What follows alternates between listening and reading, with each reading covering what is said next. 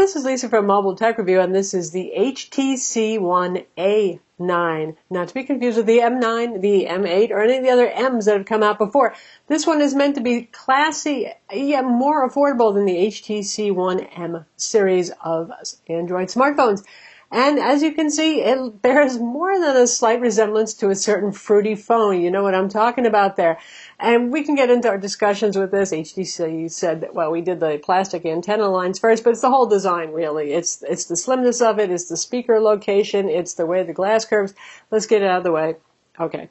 Might be slightly embarrassing, though, because your iPhone-toting friends will say, hey, you joined us, didn't you? When you really didn't. You have the new HTC One A9, which is a mid-range phone, but these days mid-range phones are pretty darn powerful because not all of us need little crazy supercomputers in our pockets.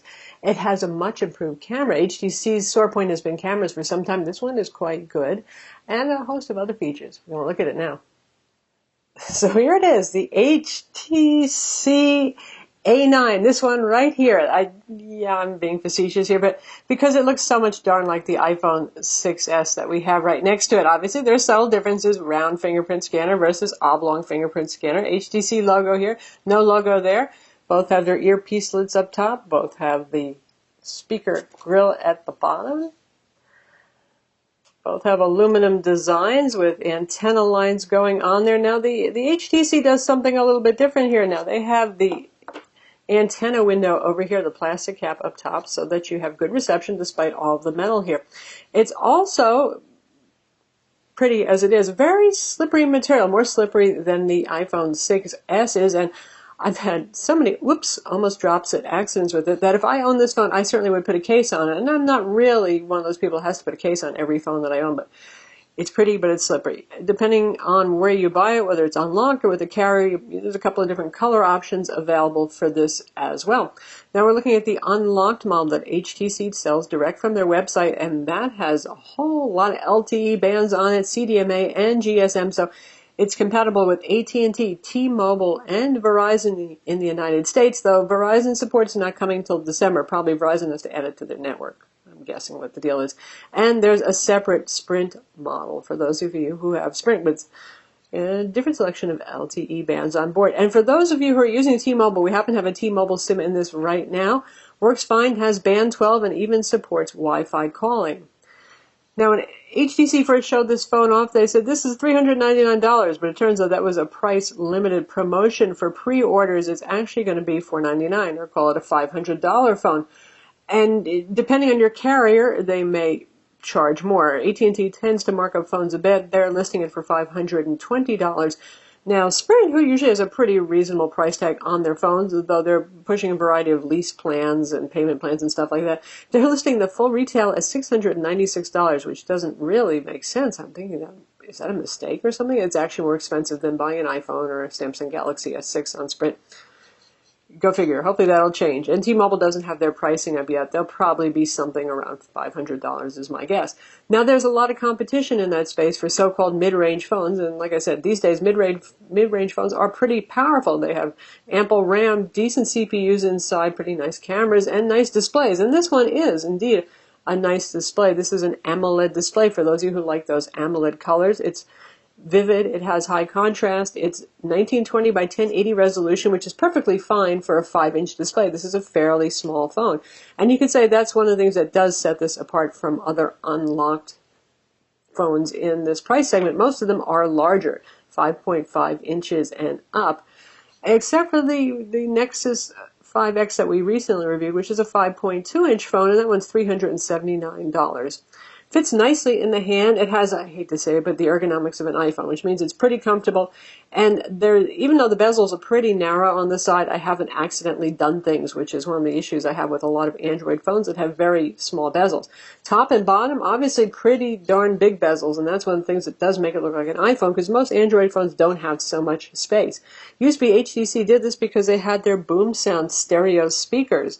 And here we have the HTC One M9, so you can see right there. Nice big speakers on the grill. Sadly, those are gone from this, just the mono speaker firing from down here. It's an okay sounding speaker. It sounds pretty much like a lot of other mono smartphones. headphone jack there, and HTC does really care about sound quality, so they put a high quality amplifier and DAC in there, so you're going to get some nice headphone audio, which is pretty cool for a so-called mid-range phone, if you can call it $500 mid-range. On the side here we have a textured power button, which is good because, again, on the M9, they textured it very little, and it was pretty hard to feel the difference between the power button and the volume up and volume down button. So pretty distinctive now, especially because this is a one-piece rocker instead of two discrete buttons. And on this side, we have two pop-out trays. It comes with a little pokey tool to get them out. The bottom one is for the nano SIM. The top one is for the micro SD card if you want to use one. And with Android 6 Marshmallow, this is the first non-Nexus phone to ship with Android 6 Marshmallow. You actually get a new option for storage expansion where it acts like an extension of internal memory instead of like a removable media card. So that's kind of neat too. So yes, this does run Marshmallow and HTC Sense software too, but you know, they still have a few things that are different, the up and down scrolling. All in all, I've always enjoyed Sense, and it keeps getting lighter and lighter. And here in the settings, it has that kind of HTC look, but that's not a bad thing. It's pretty friendly, it's pretty understandable. It's not an overwhelming amount of settings here. Notice fingerprint scanner. There's support built into Android 6 Marshmallow, and the scanner is right here, and it works very well and very quickly, just about iPhone quick, and a little bit more reliable than the Samsung Galaxy S6, which sometimes fails to read my finger. This one almost never has a problem, so that one's been a good experience. And if you turn on that, you're going to have to use a pin as well, or some method of securing the phone, so just in case you don't have your finger in healthy condition available, you can use that as a backup. And every time you boot up the phone, you'll have notice it tells you, guess what, I've encrypted your storage for you, and you're going to have to type in your PIN or your code to unlock it. HTC doctors that screen up a little bit. I think they think making it explain what it's doing a little bit more, perhaps. If we look at the display settings, you can see we have glove mode here, always welcome in colder climates right there, and color profile. If you don't like AMOLED, you can go with sRGB. Let's switch just so you can see what it looks like. Becomes less vivid, so it's still pretty nice looking actually, but it looks more like a standard IPS LCD kind of thing. It's a subtle difference, but I think probably most people are going to stick with the AMOLED because it has those gee-whiz nice colors. Now, Samsung makes most of the AMOLED or Super AMOLED displays on the market. Of course, they always get the latest generation, so you're going to get a little bit more zing and pop and a little bit more sharpness and contrast. Of course, this is also higher resolution in the Samsung Galaxy S6 Edge or the S6. Obviously, this is the Edge model. Size-wise, you can see they're pretty similar, and even though the S6 has a slightly larger display, the HTC one's a bit taller thanks to the design. And compared to the HTC One A9, the more expensive higher-end phone, but that one's using a Super LCD, I'd say that the color is a lot more obviously vibrant on the AMOLED device right here, and it's a pretty pleasing experience. Alright, if this is a so-called mid-range phone, why is it called a mid-range phone? It runs on the Snapdragon 600 series, so those of you who are familiar with that know that the 400s are usually for the lower-end phones, the 600s are also for the mid-tier, not low-end phones, not super high-end phones, and the 800 series is in all the flagship phones. So this is in the 600 series. It's the Snapdragon 617, which is kind of an updated version of, well, the Snapdragon 615, no surprise there. It's an octa-core CPU, so it has 4 high-power cores, 4 low-power cores, 1.5 gigahertz for the high-power 4 cores inside. It has Adreno 405 graphics, so not as high, especially in terms of Adreno graphics, as any 800 series phone, but it's a decent enough phone in terms of performance, especially because the Android 6 is pretty quick and HTC Sense is a pretty light skin on top of it. Where you're really going to notice it is if you're doing something like playing really demanding games, like racing games, 3D games, that sort of thing. I don't mean if you're playing casual games, that sort of thing. It's going to be absolutely fine. For the US model, we have 3 gigs of RAM and 32 gigs of internal storage. And depending on your country, you might actually see a version with 2 gigs of RAM and 16 gigs of storage, but that's what we're rolling with here. 3 gigs is pretty nice for, again, really, are we going to call it mid-range? It's better than mid-range phone, and 32 gigs of storage is pretty adequate since you have that micro SD card slot on the side to expand it. Now, the battery is obviously sealed inside. HTC's been doing unibody designs for a while here. 2150 milliamp battery. Today's big phones tend to have 3000 milliamps or maybe even more. This is not a physically very big phone. This is not a 5.5 or 5.7-inch phone either. So there's less room for it because HTC wanted to go with that flat, very iPhone-y design instead of the old curve that they had for years in their M series. See, there's more room for battery when you have that much of a curve on the back. Anyway, the fact that this has a 1080p display and not a QHD display, the fact that it's Snapdragon 600 rather than 800 means battery requirements are not as high either. So battery life is okay. I expected actually it might even be a little bit better than it is. With light to moderate use, it makes it through the day, and I mean 8 a.m. to when you go to bed at night, so you put it on the charger at 10 or 11. If you use it moderately to heavily, I haven't found it making it through the day. So far, using GSAM battery monitor that measures actual screen on time per charge, I've been getting under 4 hours, which is not that good. Even the Galaxy S6, and that is not the Energizer Bunny among smartphones, was doing 5 pretty much. And the really good phones manage 6 hours or so. So it's not fantastic on battery life. In terms of software, HTC is not customizing as much as they were. We still get the Zoe video editor, which is a pretty cool thing here. We have just the Google Play Music app. They're not doing their own separate music player anymore. They've got little customizations going for the PIM applications, but other than that, it's pretty much straight Android, and that's fine. Performance on this is responsive enough. I mean, honestly, a Snapdragon 617 is enough for many folks. Like I said, unless you're really going to town doing photo and video editing on this phone as if it was your only computer, playing 3D games, that sort of thing, then you'll say, well, it's not quite up to where I want it to be, but otherwise it's fine. Quadrant, it scored 26,574. On Antutu, 38,756. Now, on the fastest phones, we'll see scores in the 50s, if not the low 60,000s for Antutu. So 38,756 is not bad at all, but it's not up there with the top phones. Geekbench 3, 733 single-core, 3020 multi-core. And 3D Mark Ice Storm Unlimited, 9,262. So you get about 3/4 of the performance of a flagship phone, and that ain't so bad. It's better than half, certainly, that we see on some of the more affordable phones. The front camera on this is an ultra-pixel camera, and that's a fine thing for the front camera, because low light's often handy. You're not always taking selfies in the brightest location. Can shoot 1080p video. It's a decent solution for selfies. For the back camera, finally, HTC, we get to say some good things. Gone are those low megapixel, ultra pixel cameras that had all sorts of technical difficulties with a variety of shots and anything but low light, where they generally did pretty good. Now we have a 13 megapixel camera with a Sony sensor. This is the same sensor we saw used in 2013 and 2014 flagships like the LG G3. And in fact, I would say it's somewhat comparable to that. And the software is better too. HTC's software, in terms of photographically speaking, not the user interface, has been a little bit wonky in terms of exposure, colors, and that sort of thing. And it's gotten a lot better too, though I can see some odd green color cast going on right now. I was just looking at a little bath toy there.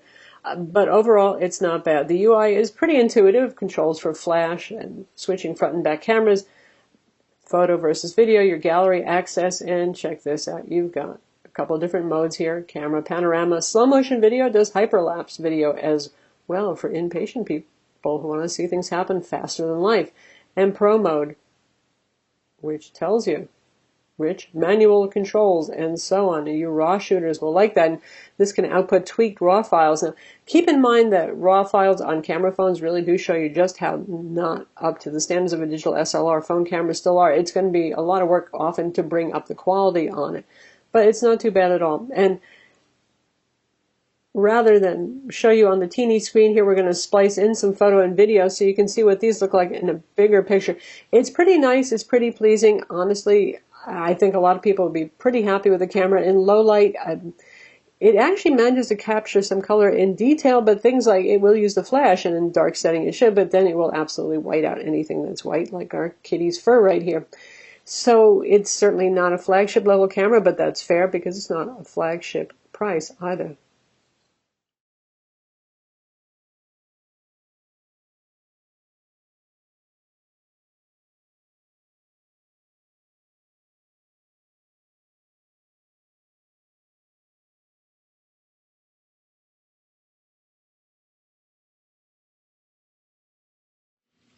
Here we have the HTC One A9 with optical image stabilization. That means that This should be smooth when I pan, and it is. Let's see how it goes from sunshine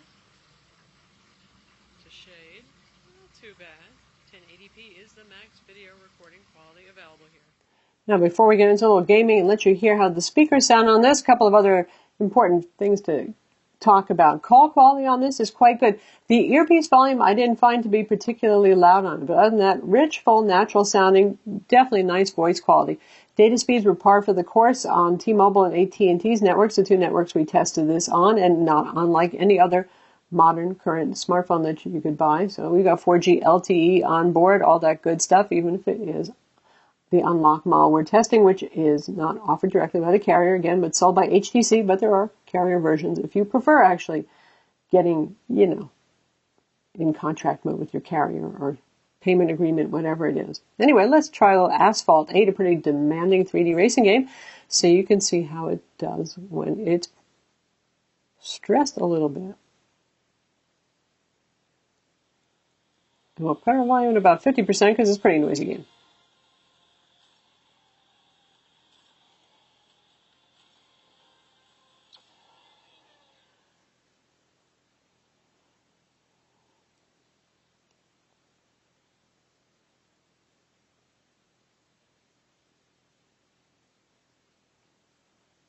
And that flash storage must not be the quickest because that's taking a while to load. Come on, you can do it. Here we go.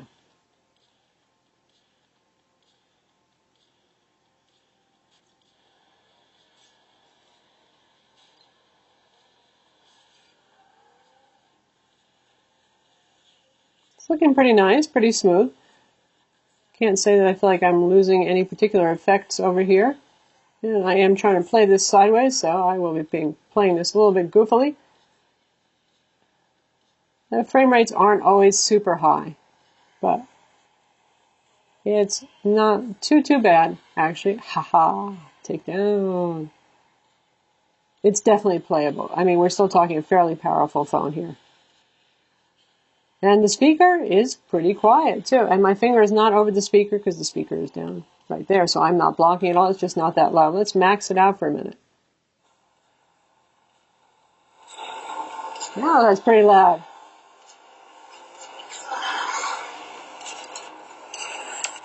Average sounding in terms of quality, but pretty loud. And one other important thing to note, obviously we have on-screen buttons over here rather than capacitive buttons surrounding the fingerprint scanner. Slightly confusingly, the fingerprint scanner, it doesn't move, it doesn't click, but if you tap it, it works as your home button as well. But it's not going to launch the new enhanced version of Google Now. You're going to press and hold on the on-screen home button if you want to actually bring that feature up. Go figure. So, it's actually a very likable phone, especially if you're looking for something that is on the smaller side since, well, today's phones are getting to be awful darn huge. It's not bad looking. It is comically iPhone derivative, though, and that could be an issue for some of us. For the price, though, there's a lot of competition. I have to say the Moto X, most recent generation that we reviewed not too long ago, starts at $399, and that's a real nice phone for the money. So you could get that and you could throw in some customizations, a wood back, more storage, all that sort of thing, and still come in for less than the HTC One A9. That kind of hurts. Then there's also, as I said, the Nexus 5X that starts at $379. And for those of you who really want flagship-y specs in an unlocked phone, it's going to have a bigger screen, which could be a plus for some of you. There is the Nexus 6P as well. So lots of phones vying for your love in this price range. Not an easy choice. So that's the HTC One A9. It will be available at the beginning of November, official launch date coming right up. And if you pre-order it, like I said, you get it for $100 less. That's going to end within 2 days of this video recording, though. So it's going to be a $500 unlocked phone or thereabouts on your carrier, too, in the United States. Though Sprint, like we said, is charging, for some reason, $696 full retail. I don't understand that. And I hear in the UK the pricing is going to be higher too. Anyway, this has been the year of the pretty nice mid-range phone. So there's a lot of competition for HTC. Probably when they started designing this, they thought, hey, there aren't many of these. Let's do this.